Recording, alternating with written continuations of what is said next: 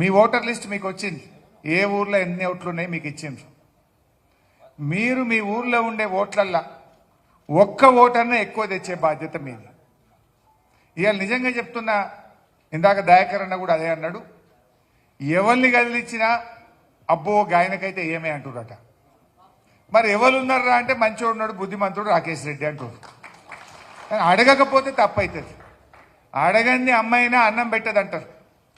మీరు ఓటు అడగలేదనుకో, అరే వీళ్ళకి బాగా బలిసిందిరా అనుకుంటారు, వీళ్ళు కనీసం ఓటు అడగరా అనుకుంటారు, అనుకోరా? అందువల్ల మీరు దయచేసి మా కార్యకర్తలతోని నేను మీ అందరికీ కోరేది, రేపటి నుంచి రోజుకు ఒక్కసారన్న పోయి కలిసి మా రాకేష్ రెడ్డికి, మా బీఆర్ఎస్ పార్టీకి ఓటేయమని అడగడం మీ అందరి బాధ్యత. మీరు ప్రతిజ్ఞ చేసిపోవాలి. ఇక్కడి నుంచి మీ ఊర్లో 60 ఓట్లు ఉన్నాయనుకో, 30-40 మంది ఊళ్ళు ఉంటారు, 20 మంది అయితే వరంగల్లోనో లేకపోతే హైదరాబాద్లోనో లేకపోతే ఇంకెక్కడో ఉంటారు. బయట ఉన్న వాళ్ళకు ఫోన్ చేయండి.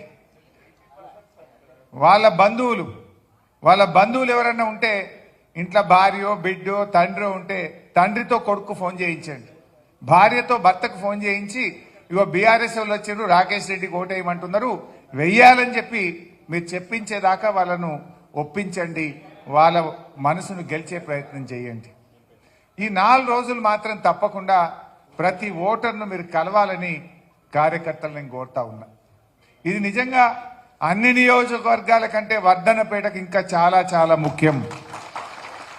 మనకు ఒక ఎమ్మెల్యే జాగలో ఒక ఎమ్మెల్సీ వస్తే మీ అందరికీ ఆశలవుతాడు, మీ అందరికీ అండగా నిలబడ్డాడు రాకేష్ రెడ్డి గారు.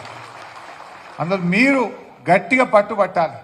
వర్ధన్నపేట ముద్దు బిడ్డ, వరంగల్ బిడ్డ కనుక ఇక్కడనే ఎక్కువ మెజార్టీ వచ్చేటట్టు మీరందరూ కూడా కృషి చేయాలని చెప్పి కూడా నేను కోరుతా ఉన్నా. అయితే ప్రజలు సిద్ధంగా ఉన్నారు. కాంగ్రెస్ పని అయిపోయింది, బస్సు తప్ప అంతా తుస్సే, అన్ని తుస్సుమన్నాయి.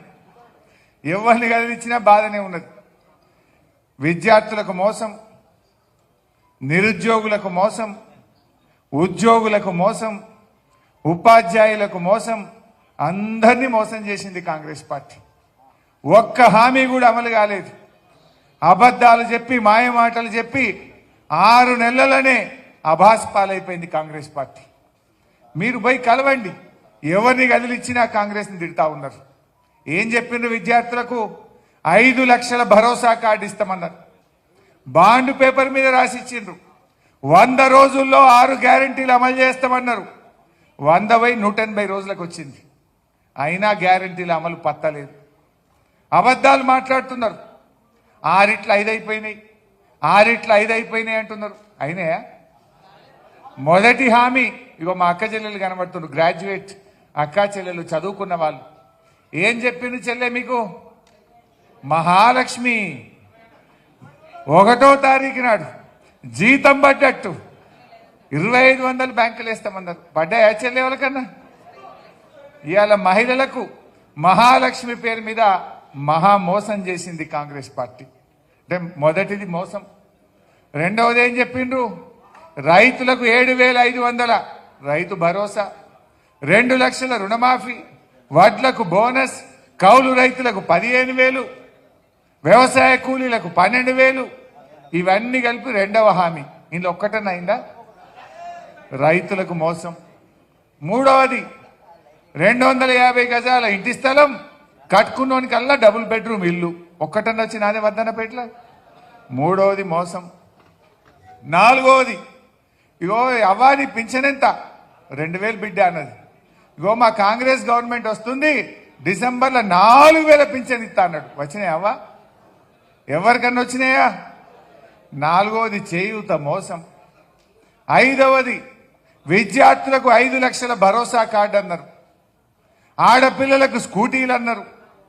నిరుద్యోగ భృతి 4000 అన్నారు. వచ్చినాది ఎవరికన్నా? 5వది మోసం. చెప్పుడేమో 6 అయినాయి అన్నారు. 6 ఒకటే అయింది, అది సగం, అది బస్సు తుస్సు, అన్ని తుస్సే. ఆ బస్సు కూడా రోజు కింద లోపల పోతుంది, దానికి పైసలు కట్టలేదు.